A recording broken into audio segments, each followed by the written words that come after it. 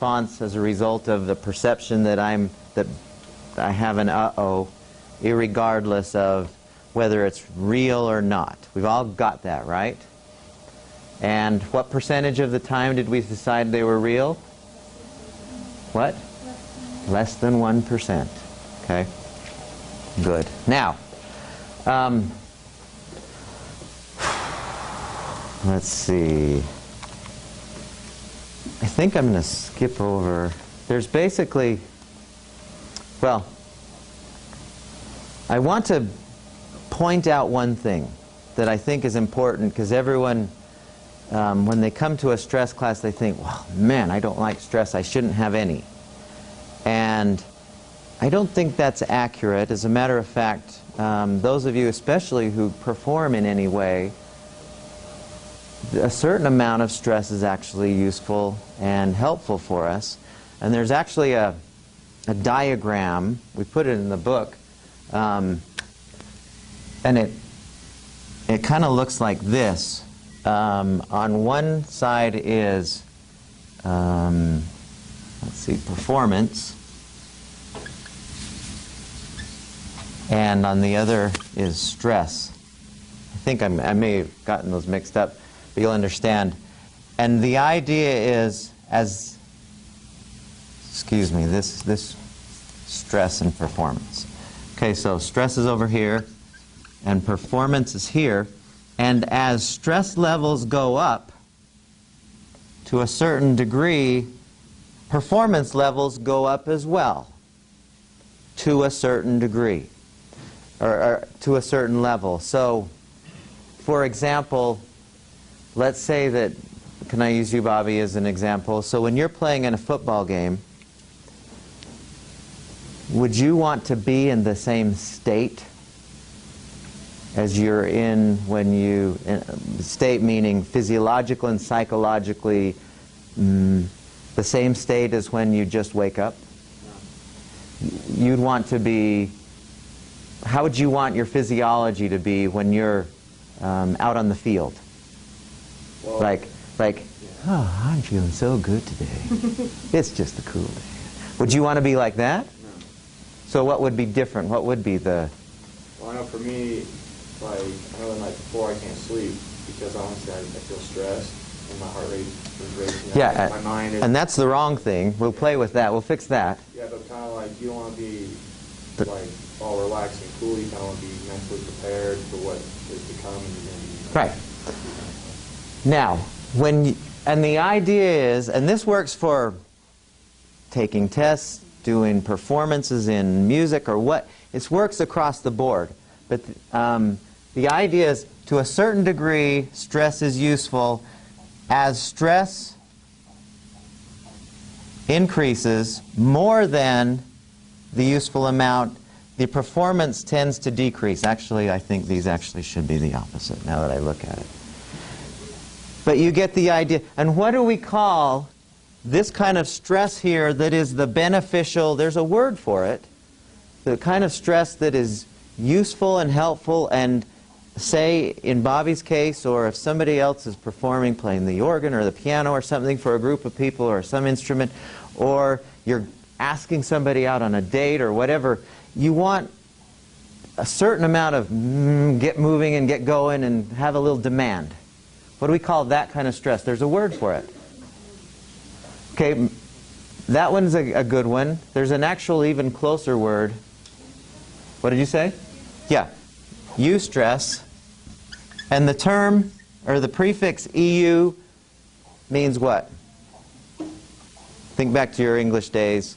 What does the prefix EU mean? Eulogy, euphemism. When you give a eulogy, what are you doing? Yeah, it's the good stuff about the guy or the lady who died. So this is good stress. So to a certain point, we like it, we like the demand.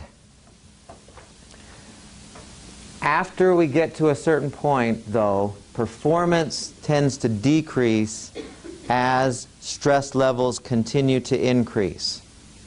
And we call that kind of stress distress. Now, if this were all we were, I mean, if this were all we had was this, we wouldn't have this class. We wouldn't care. We're all just kind of, okay, now I'm playing, okay, I'm good. Or now I'm interviewing for this job, okay, I'm good. Or I'm playing in the football game, I'm good. But the night before, when he's unable to sleep, that's this. Or you get so nervous that does anyone here play the violin? Do you? You ever been really nervous? Because that's a really, I don't know how to even do this, but if you are nervous at all, what happens? You wobble and then you end up like scraping your bow on a string or Bad things. make a bad sound. Right? That's this part. I mean, you like the motivation to get up there, but if you have too much stress going on, then performance goes down. Okay, does that make sense for everyone? With good stress, would being anxious would be in that category? No, of stress? that's over here. You're saying like being nervous is Yeah, yeah. See, if it's not helping you perform better, then that's over here. But we tend to have, we don't even think about this part because this tends to dominate. I was just going to say like anticipation, that's not the stress. No, that's, you're looking forward to it. But if you're looking forward to something and you're also having any of the symptoms of stress that we're going to talk about in a minute, then it's over here in the distress part. So just to get in our minds clear that there's two parts to this, but for our sake, for this class, this is, when we talk about stress, we're talking really about the distress part. Okay. Now, I want to ask a question to start off this next discussion, because we kind of want to explain. Well, let me describe how the fight or flight response looks.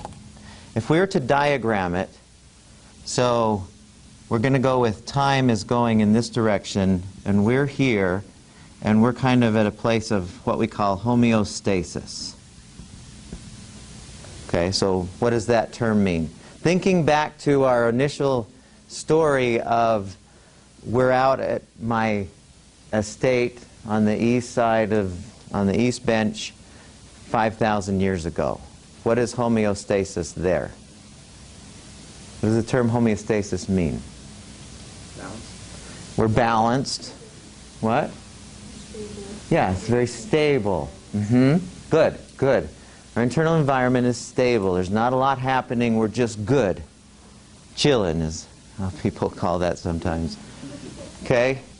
And something shows up in our environment which we're going to term a perceived threat.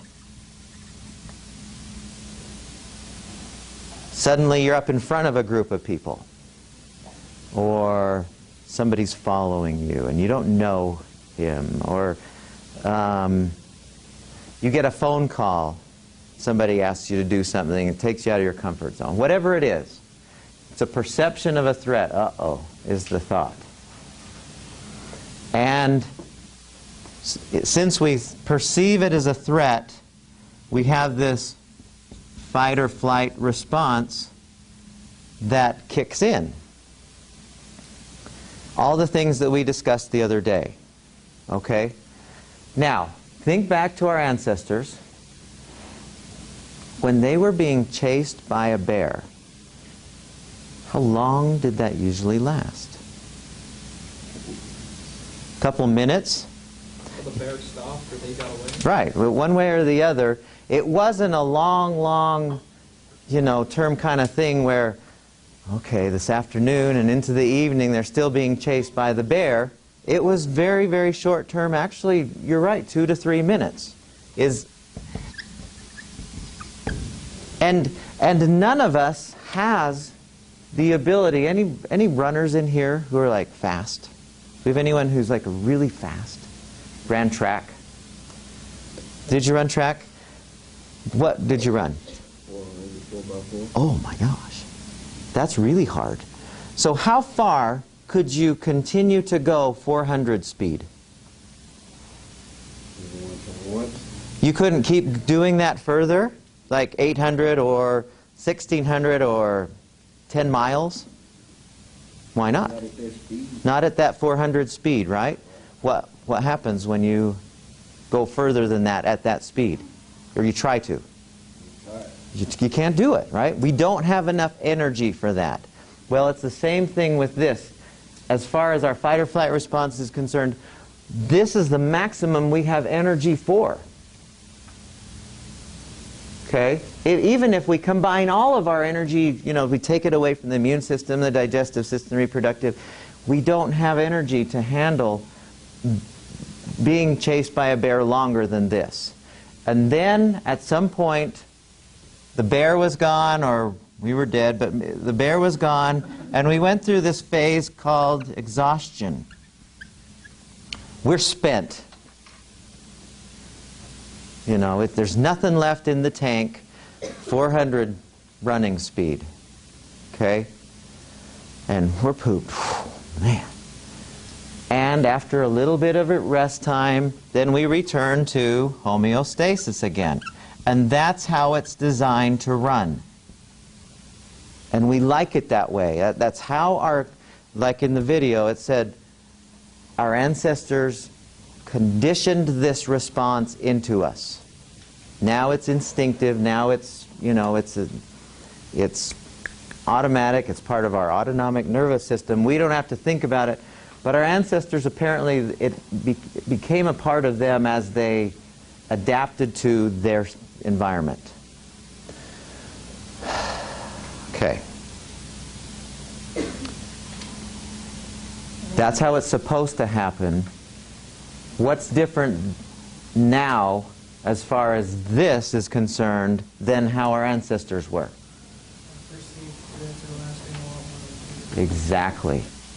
Yeah, they keep going. Have you ever had to be, well, anytime you have a test coming up, or Bobby's lying there at night, he's not playing football, he's lying there, but in his mind he's playing football. And he's thinking about, maybe, I'm guessing, but part of that is all the things that will happen if he blows it. He doesn't make the catch, or if he misses an assignment or something, and so he's thinking, and all his body's hearing is, uh-oh. So, you're getting ready for a test.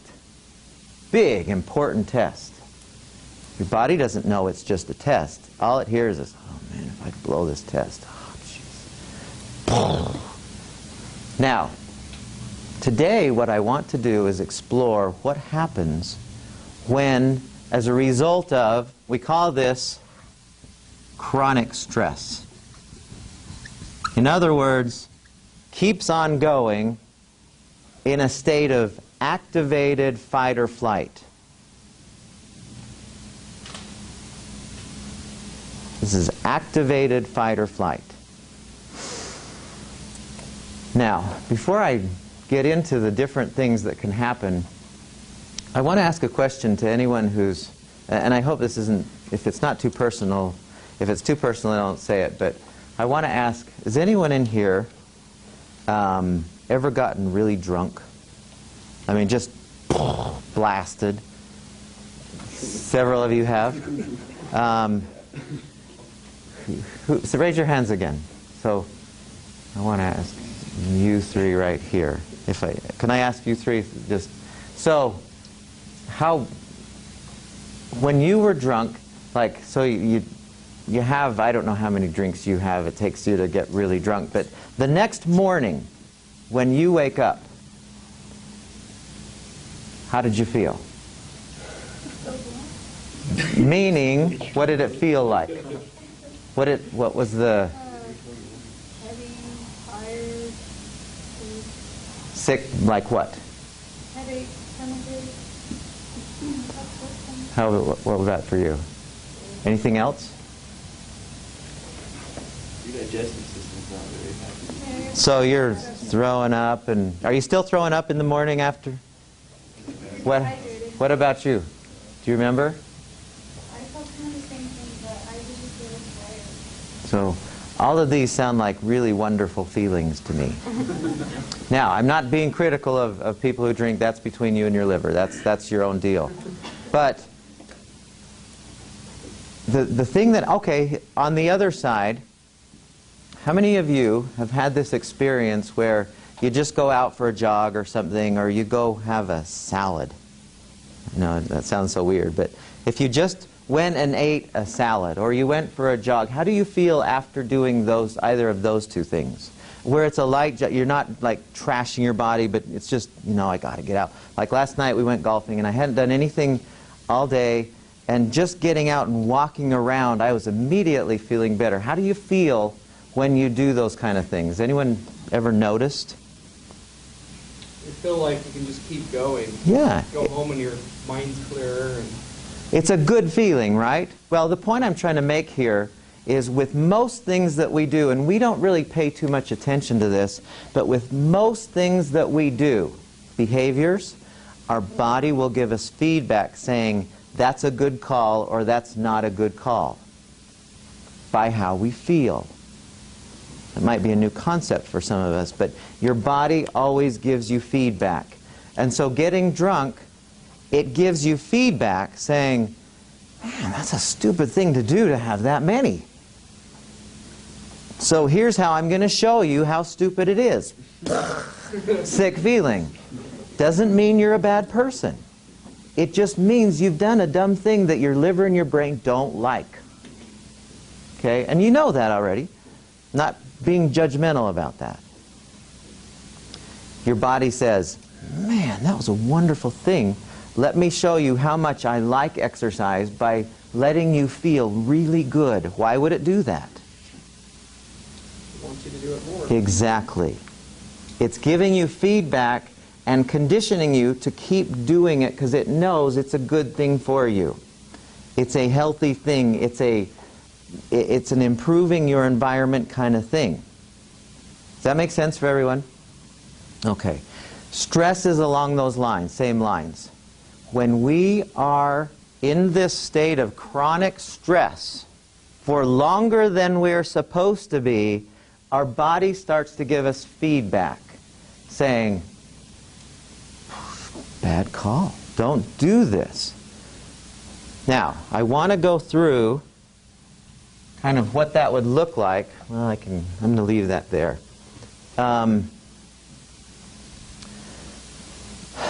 If we continue to stay in this chronic stress mode. Now, all stress, every stress that we have, in other words, this activating event right here begins with a thought. And what was that thought, did we decide? Uh-oh, right? We have that thought of uh-oh. And which leads to the perceived threat. So this action here. Okay, so here's uh-oh, and we have the perception of a threat which leads to this. Okay? Now, and we'll call that, so that's our stress. Now, if we continue to be up in here, if we continue to stay in this chronic stress mode, we start to get feedback. Our body starts to tell us, bad call. And this first level, or this first kind of symptoms that we start to notice, we would call just strains. Nothing too serious at this point, but our body starts to give us, and our mind as well, start to give us feedback saying, something's amiss here, and I don't like it. Something's out of balance, because really, when you're in the stress response, every system in the body is out of balance. It is not homeostasis. So, what are some examples of things that we've experienced, or we know other people who have experienced, that are kind of in this mode of just strains, things that are kind of going wrong because we're out of balance? that we say, man, that's probably because of my stress. I hold my stress in my shoulders and my lower back, so if I feel like anything there, I know that I'm getting stressed. So some tension that's not normally there. Okay. What else? That was what else? Other things do you start to notice? Hives. Hives. That's later on. I'm going to hang on. Tiredness. So fatigue. Why does it make sense? And this is cool for us to know, I think. Why does it make sense that we would be tired because we're in this chronic stress mode? Why does that make sense? Stress is taking up all your energy. Yeah. I've got nothing left. Imagine, can I use this for a second? This right here? Yeah, there's a laptop in there. Cool, that's even better. Okay. That's a very small laptop.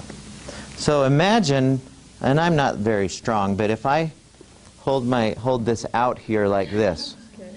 I promise I won't drop it. I got good hands too, so if I do, I'll catch it. So imagine if I hold this out here, right? How long could I do this before my arm kind of says, yeah, it hurt, that's too much. So why would my arm start to get tired in the first place? It can only handle so much. You know, some of us maybe 30 seconds, other of us maybe 3. At some point, everyone's going to feel the tiredness of that pressure being put on it.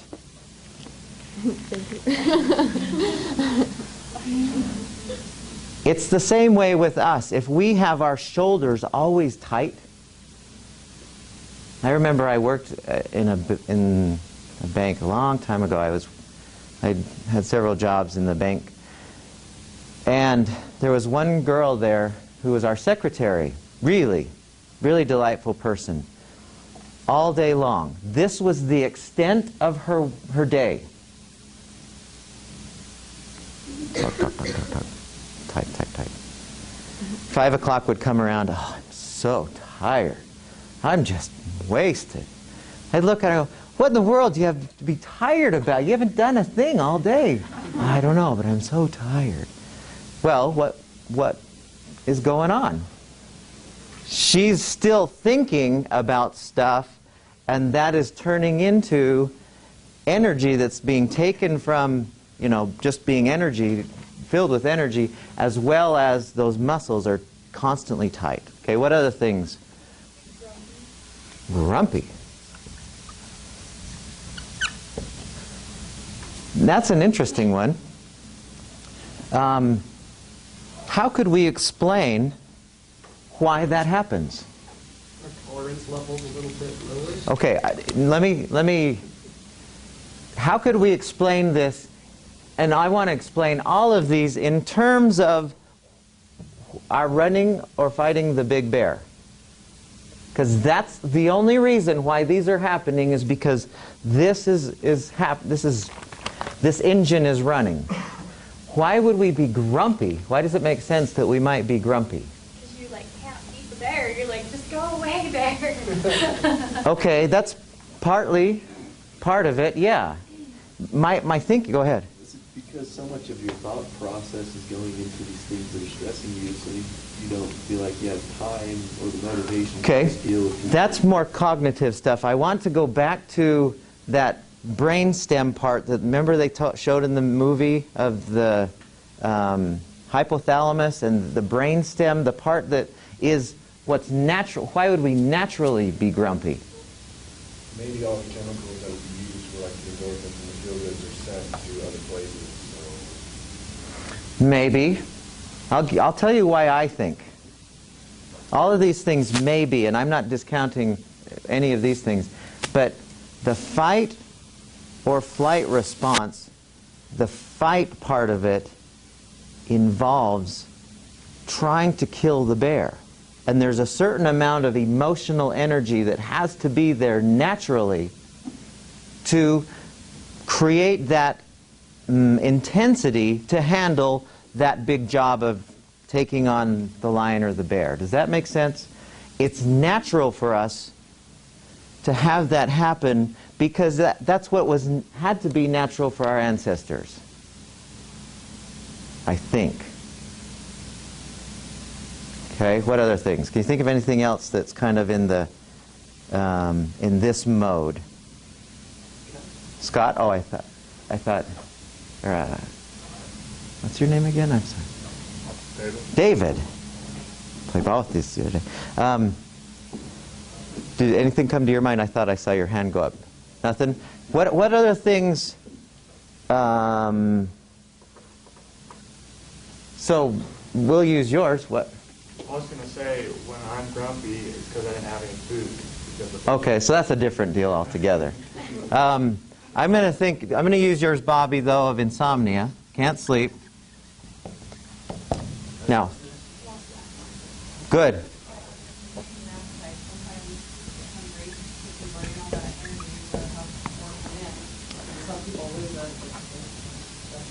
Okay, let's analyze that for a second in terms of the fight or flight, because it's extremely interesting.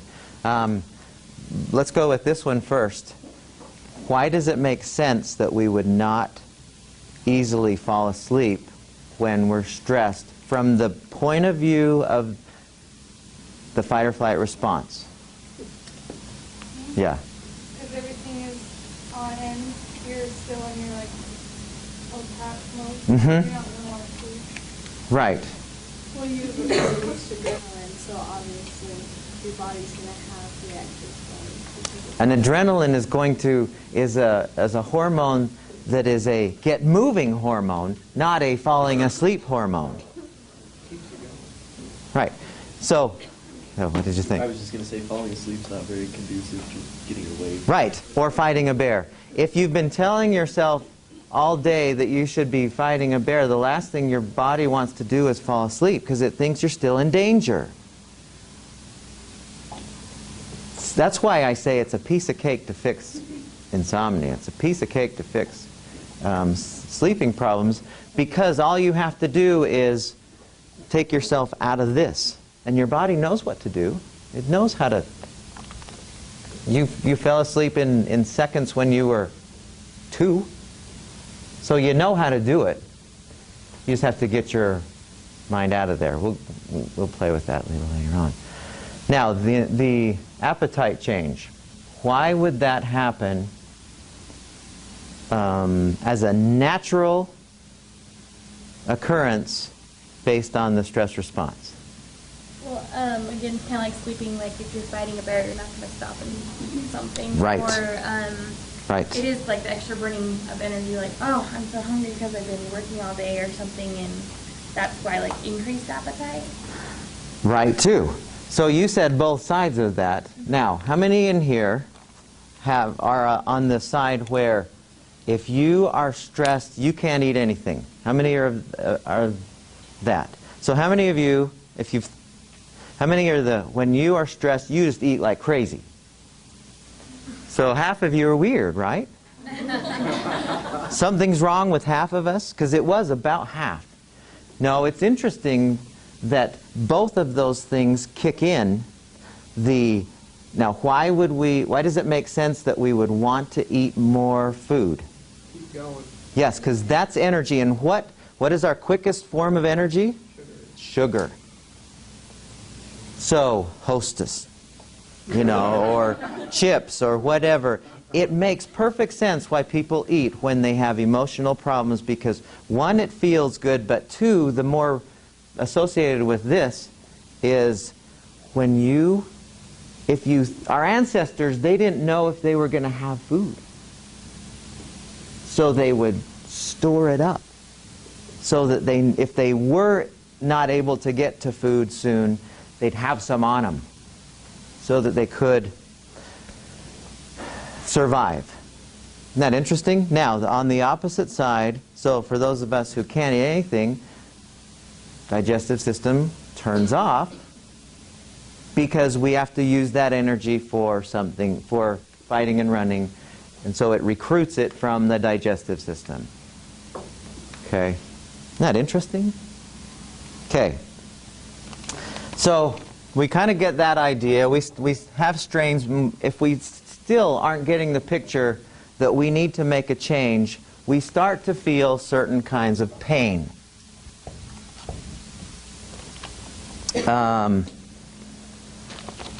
So what might be examples of pain that is, we can say with some confidence, yeah, I'm feeling that and I'm pretty sure it's because of the stress.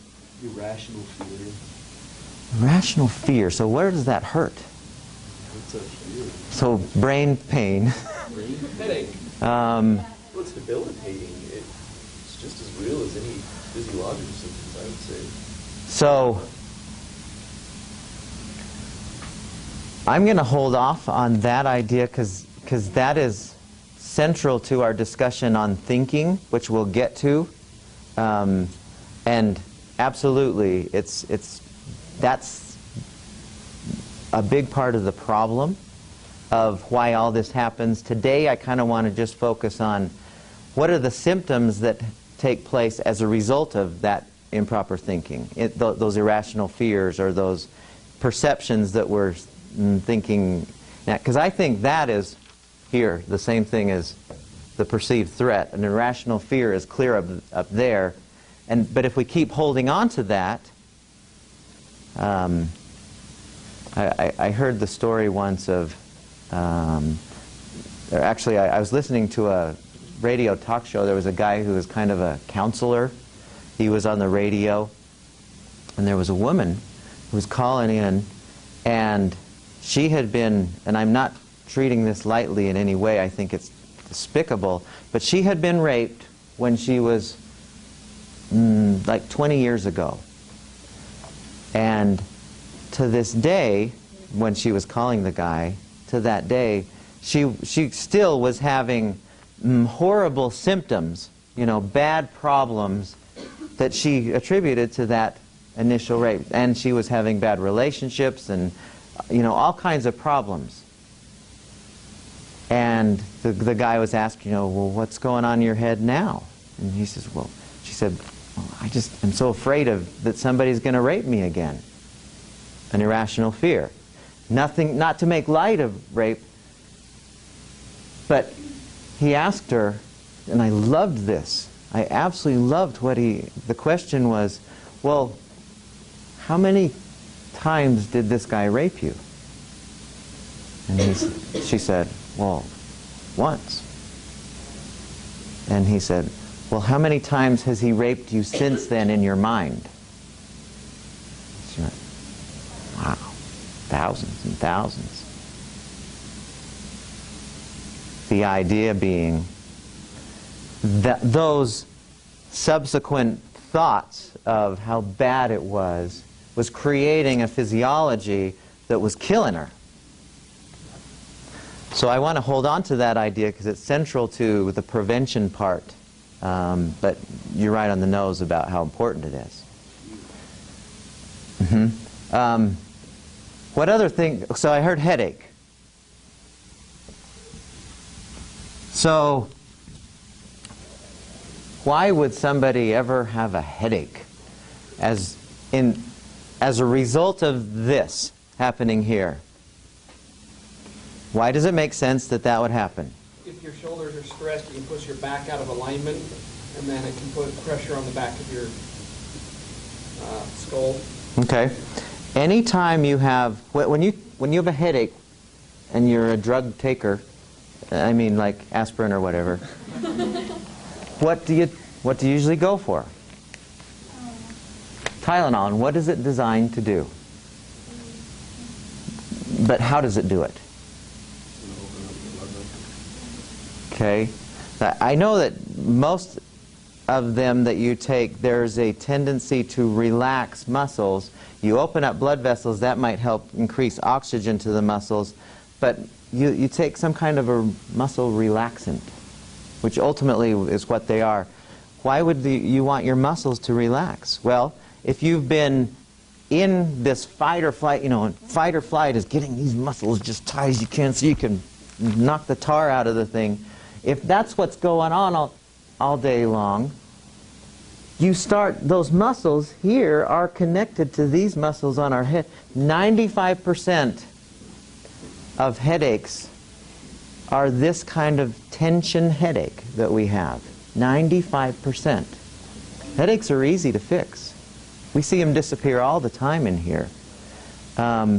As soon as you relax here and here, the pain that's associated with that physiology goes away. Because your body has understood the message, oh, I'm doing something wrong. And when you relax, it goes, thank you. So here's no more pain. Okay, any other pains you can think of? Chest pain. Like not like you're having a hard time, but you feel like your chest is really tight and it hurts. how would you explain that one in terms of the fight or flight response? Might be your heart is just working like crazy. That might be part of it. What do you think?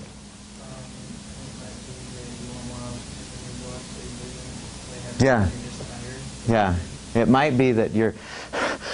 And all the wrong muscles are involved with breathing. You know, really you have one muscle that is designed for breathing. These other, they're called intercostal muscles.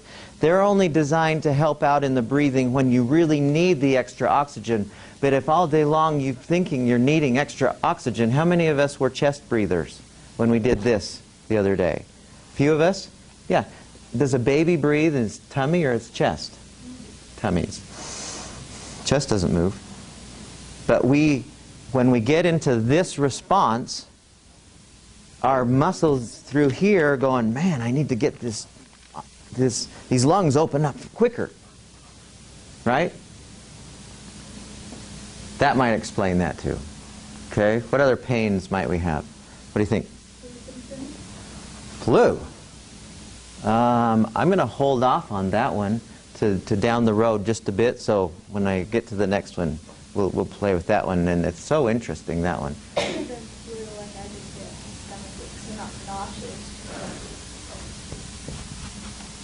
Stomach ache. Yeah. Now why does that make sense? No blood going down there. Certainly, the blood flow has changed to the muscles. Yeah. Which means when you eat some food, you know, you eat a hamburger for lunch today, and you don't chew it very much even, and so it's like these... Somehow, you've got to make those, like, let's say you eat a double Whopper for lunch. Okay? And, you know, some of us, we could eat that thing in probably 4 bites. You know, it's down in 4 bites. Well, it's sitting in your stomach, and ultimately it has to go through in your intestines capillaries that are microscopic. So something moves it from big globs of protein to microscopic sized nutrients. What does that? Yeah, the acids and the alkalins that are in our stomach that are breaking it down like crazy. Now, when we're in the fight or flight response, the pancreas kind of says, I don't think I want to work out right now. I don't think I want to send you what you need. So the wrong acid-alkaline balance goes into play there. And so digestion, so as a result of that, it's a yucky feeling. Because it's still thinking I should digest a little, but it can't. Okay? What other things would be?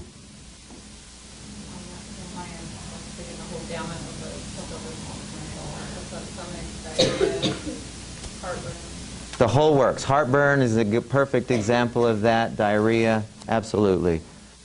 We'll call that the Pepto-Bismol. The plumbing. And the other plumbing as well. So what other, can you think of any other pains? Your whole body from the tension. You get neck pain, back. Yeah, it was interesting. When I was living back east, I used to teach a yoga class for older, it was primarily older women who came, and they were all, the doctors had referred them and said, your joint, pain is pretty bad and we can't help you much more, they would come to the yoga class and always feel better. They would always, because we would always be very, very relaxed by the end of class after having done the yoga. And so they get relief from that joint pain. You know, once they come out of here, once they're back to homeostasis, the body goes, oh, okay, now I can get back to healing things and making things better. Does anyone have fibromyalgia or know people who have fibromyalgia? And this is kind of down the road a little bit, but you know somebody who has fibromyalgia? What is it like for her as far as what the term fibromyalgia means what? Yeah.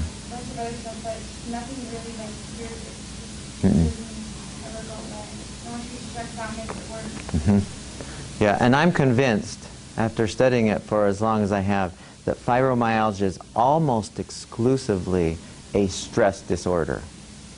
Because they can't explain it any other way.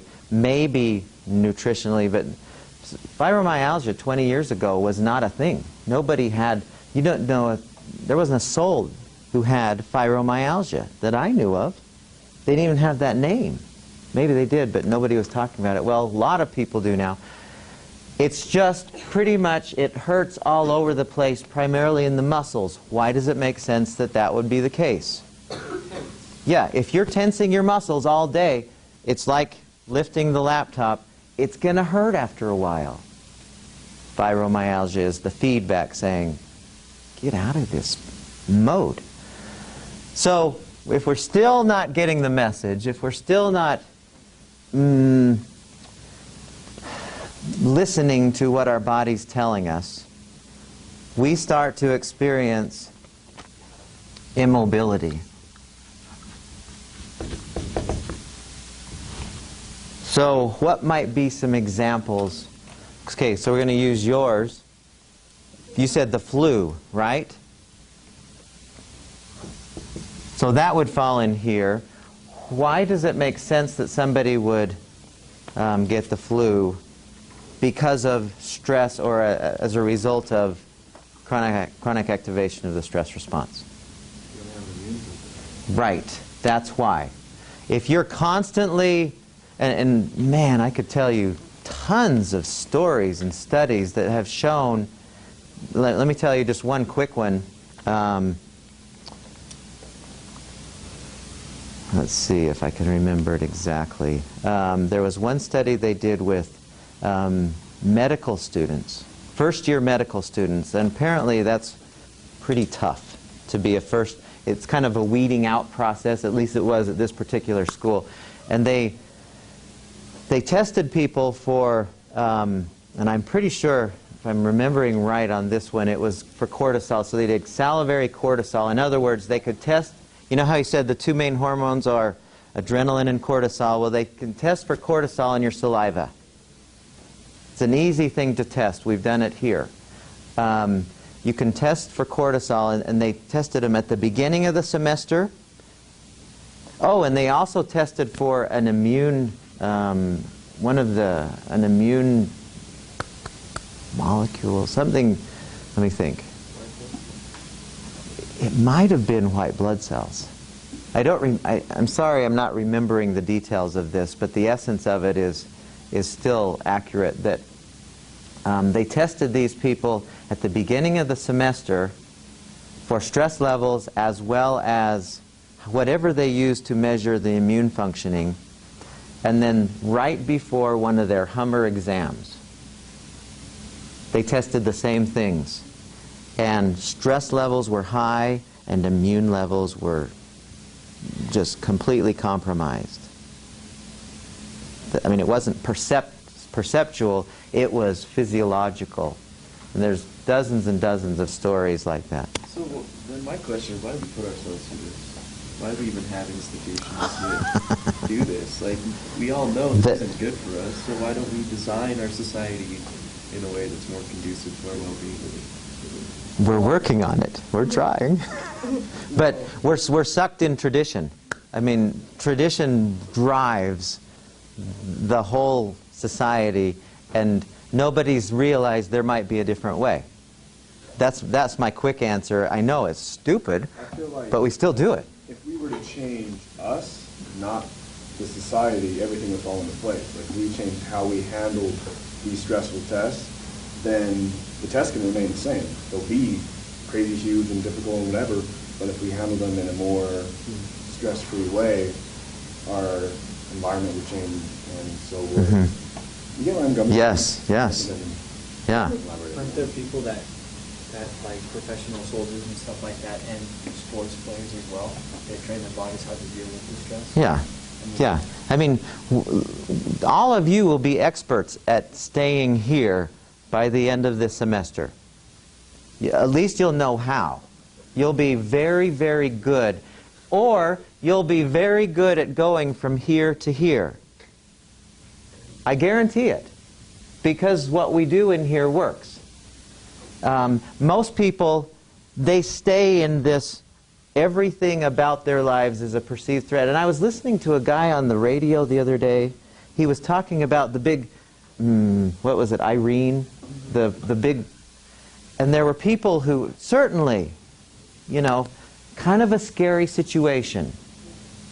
No question it was a scary situation. But there were people after it was over who were still, when they weren't in the least bit of danger, were still, you know, he mentioned that he went outside and there was a lady next door to his, he lived in New York, and there was a lady out there just sitting there on her porch just crying and crying about how bad things were for her on her porch. And she could go inside and be inside and safe and everything. There was nothing stressful about her condition in that moment, but in her head, she was living in, this is the worst thing that could possibly happen. It wasn't. She was fine. And that's what we've trained ourselves to do. I think, you know, a lot of the pharmacy people and the medical community kind of like this because it feeds their pockets with a lot of money. I'll show you. Yeah, fibromyalgia. There you go. Fibromyalgia. This is like a proven scientific thing widely implemented in our education system. We're trying. And like in elementary, I was taking a class similar to this to realize that label certain circumstances as stress or not, and not like deal with it. Because I think, to be honest, that would be the most crucial time in my life that I could find it, rather than already kind of developed and skills within myself. Would you agree, Mary Kay? Yeah. I think a lot of the times people don't want to admit that something's wrong with their concept. And so they're not going to sign up for a certain thing in the class because they feel like they don't even have it. Yeah. And that's the sickness we have in our community. Yeah. Well, and then if there is something wrong, it's quick fix. Exactly. Pop a pill so I can feel better for the really, really short term while I have the side effects of the pill. It's really, I agree with all you guys. It's upside down and backwards every way you can think of it. And we're trying our hardest to spread the word. We have a lot of students who are in health promotion. That's their major, and that's our job. That's our profession, is to be preaching wellness, preaching prevention, preaching helping people, whether it's groups or individuals, to be, you know, here most of the time, regardless of the situation. But it's a big job. It's a great question, though. I mean, it's a very appropriate question that we're trying to do something about. And you guys will all, I mean, the ripple effect will happen. You guys will all come out of here and you'll teach your friends, and they'll, you know, you'll have resources that you can point them at for helping, and they'll help other people. I mean, really, that's how it has to happen, is we're just throwing the rock out there and hoping the ripples spread, and then you're another rock, more ripples. So, but it's a tough job. Okay, so what was the last thing we put on here? What did we just mention? Do we say anything else besides flu? Okay, so what else can we add here? Migraines. Is that how you spell that? Man, now I... Yeah, we got it. I don't like to spell things wrong. I just had to... So, I want to go back. Let's hold on to... Let's go to here, and I want to add something in this. And that would be difficulty concentrating, or thinking difficulties, or inability to remember. Yes? Are you saying like that kind of going along with like ADD? I was wondering like how you said fibromyalgia is kind of created. It's not like a real disease. It's like ADD like that, where you can't concentrate. Maybe. And I didn't say fibromyalgia isn't a real disease. It's one that, I mean, most diseases are, we've created them by virtue of our environment and our psychology. But ADD is kind of like, why does it make sense? Let's ask this question, and maybe it'll help answer that one. Why does it make sense that you would have a difficult time focusing on anything? So whether that's a test or something you're reading, you ever been reading something and you read a paragraph and you go, let me read that again. Let me read that again. And you think, I know something's in there, but why does it make sense that that would be happening if we're in this chronic stress mode? Could be because we're in a defensive survival state of mind, and everything that happens kind of alerts us because every action. And that is why, that's how that would relate, I think, to the ADD part, what's next? What do I got to do now? Oh, over there, okay. Instead of single-mindedness of ability to focus. Remember when we did the Einstein and the lizard brain? Einstein checks out. We don't need Einstein during this part. The ability to focus and to stay focused for an extended amount of time, and to recall and to be able to construct ideas in our head. It's all about, well, how do I get out of here right now? Or who can I fight to get out of here right now? And I think that's partly the ADD thing. I think there's other things going on there. But it's so interesting when students, over and over, when they learn the relaxation exercises, especially 2 or 3 of them, and they practice them before they take tests, it's like, oh, I can't believe how much I remembered. It was like suddenly I could recall everything that I needed to know that I don't usually, and it makes perfect sense because when we're here, Einstein's cranking. When do you have your most clear thinking happen for you? In the morning. Yeah, when you're waking up, right? If you're not in a real hurry, you know, some of us wake up and, oh, geez, it's like the first thing we wake up and we're like, I'll have a Pop-Tart and get out of here. That's about how fast our time. But those days when there's nothing going on and you wake up slowly and you think, okay, let me think about what I have to know for this test or what I have to do to prepare for that test. And your mind's like, it's like sifting through all the information and it's coming clearly, and then you get into the test and blank slate. It happened for me. That's how it was. Einstein checks out. So what we do is we teach you how to really relax, and so you stay here during what would normally be a stressful thing. You stay here during the test, you do way better.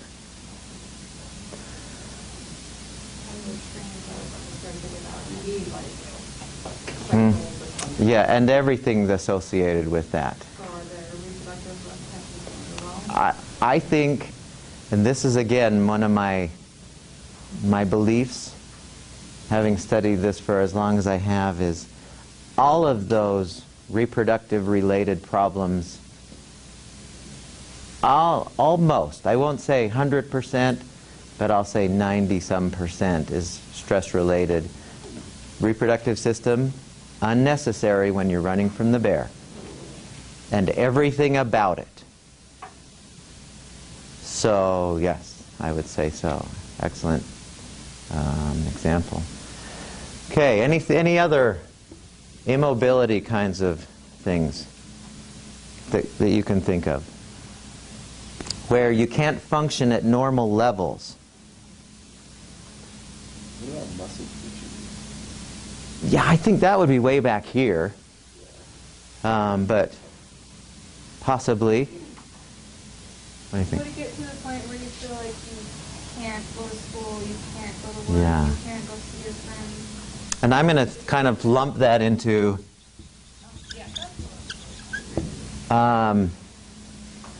what were you thinking? I was gonna say that too, but, and like muscle pain, Yeah. like too much tension where it actually physically like. Yeah, and that might be overuse. I mean, that might be a physical thing as well as the let's play with depression here for a second. I know that some of us in here struggle with this or have struggled in our own past, and there's nothing wrong with you if you do. I'm not being critical. When you go to the doctor and he or she diagnoses you and you say, well, why do I have this depression? What does he or she usually say? Here's why you have this depression, and here's how I can fix that with this pill. What does he say? You have a chemical imbalance, right? We've all heard that. We have a chemical. I have several friends who are doctors, and they're so convinced it's a chemical imbalance. There's nothing you can do about it. And my question is, what caused the chemical imbalance in the first place? Because I'll ask you, people who, I can't help it, I'm just depressed and there's nothing. My question is, were you depressed when you were 5? Were you depressed when you were 11? Most people say, well, no, of course not.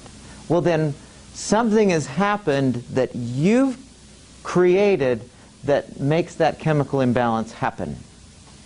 If it wasn't congenital, if it wasn't in your genes, so neither of those two are the causes or the reason, people say, well, it's in our family.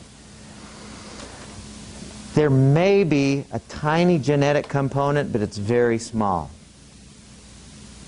So I ask, well, what caused the chemical imbalance? And so if you look at the hormones related to the stress response and the turning off of the ones that are the feel-good hormones, because you don't need those when you're in the stress response. It's mostly adrenaline and cortisol. Testosterone still is involved there to some degree, but none of those feel-good chemicals are happening. So it is an imbalance, but you've created it. And so we, again, instead of popping a pill, and I'm not being critical if this is what you're doing, but my thinking is, let's get you back to here, or, here, restore that balance, and watch what happens. Watch how much you still need the pills. Because really, when you give yourselves the right environment, most things heal themselves. You had a comment? I was reading somewhere, and they were saying sunlight. Mm-hmm. We're inside all day. We Exactly. don't go outside. We play video games, and it's the sunlight that we're not getting that can cause. Oh man, if you had any idea how much the vitamin D research is just exploding, that we definitely need to spend time in the sun. And all the sunscreen too. I mean, Yeah. you want some sun, you don't want to get burned, but the sunscreen blocks your body from producing. You are right. You were right about that. And that's a different deal altogether, kind of a little more in the nutrition and wellness world, but that plays into it. I'm not saying that all depression is because of stress, but if there's a chemical imbalance, let's find out if I had a friend who, or I was in class, I remember when I was working on my degree, my bachelor's degree is in psychology, and I was taking a class at BYU, and the professor of this class, really, he was a psychiatrist, and he would work with people who were depressed, and there's a lot of depressed people in Provo. Not happy valley? It's not that happy.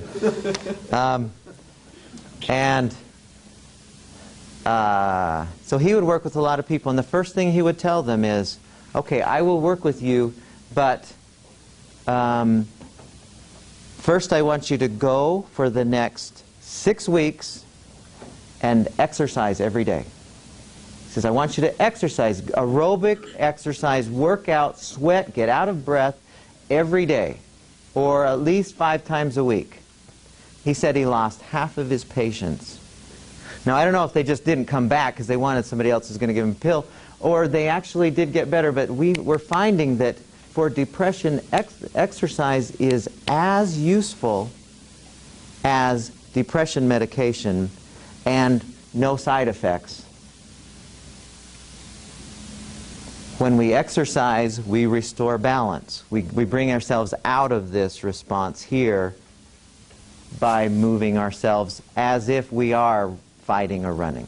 Well, aren't there people who are so stressed out that, we talk about you can't sleep, and I know I've had friends where they'd go to exercise so that they could sleep, but they would only be able to, so their body would get so tired that it would shut their brain down for a certain amount of time, but then as soon as the body got to a relaxed state where it was starting to get into the deep sleep, then the brain would take over again.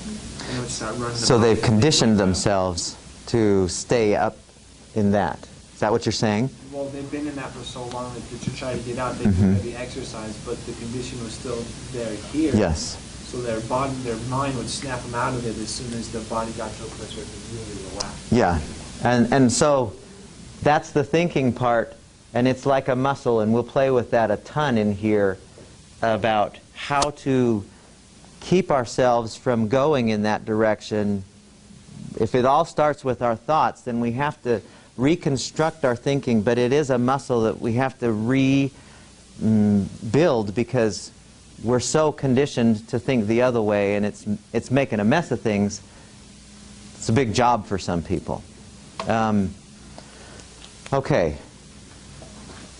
Are there any? So if we don't get this message in the last minute,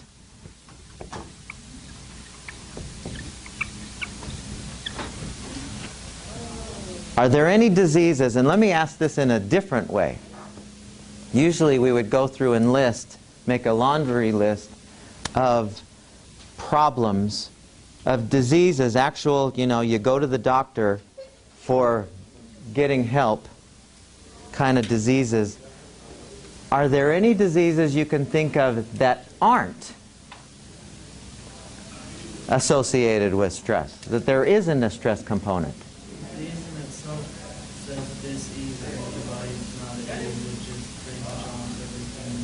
Perfect. Yeah. When we were writing the book, and I love that, dis-ease. That means this is ease here, this is dis. That's really great. I like that. When we were writing the book, we were going through all of the different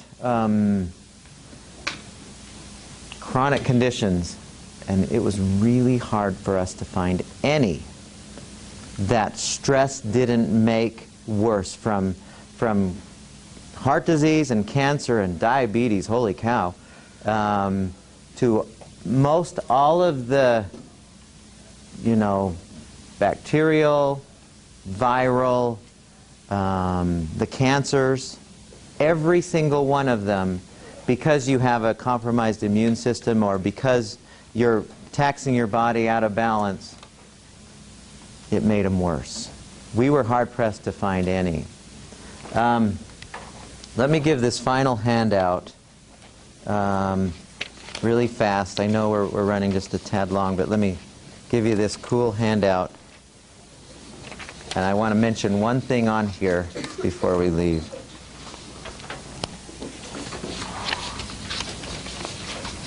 And as I'm doing this, so the good news of this, see, this is the last day that we'll care about the problems. Because, you know, it's good to know the problems so that you know that they're there, but it's even better to know the solution. So we'll spend the whole rest of the semester focusing on the solution, either prevention or turning off the stress response. That's what we're about.